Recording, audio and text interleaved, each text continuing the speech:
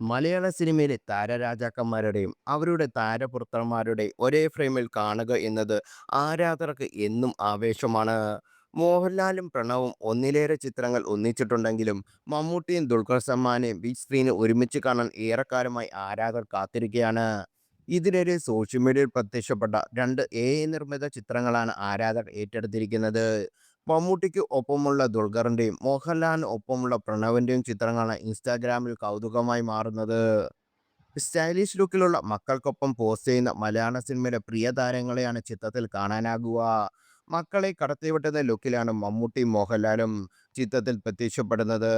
രസകരമായ ധാരാളം കമന്റുകൾ ആരാധകർ പോസ്റ്റിൽ പങ്കുവെക്കുന്നുണ്ട്. മക്കളെ സീനിയേഴ്സ് സ്റ്റൈഡാക്കിയെന്നും പലരും പോസ്റ്റിൽ കുറിക്കുന്നു. അതേസമയം കമന്റ് ബോക്സിൽ മമ്മൂക്ക തൂക്കി എന്നാണ് കമന്റിൽ കൂടുതലും. ഇതിൽ ദുൽഖർ സൽമാന്റെ മകൻ മമ്മൂട്ടിയാണോ ഇക്ക തൂക്കി, മമ്മൂക്ക തൂക്കി എന്നിങ്ങനെ നിരവധി കമന്റുകളുണ്ട്.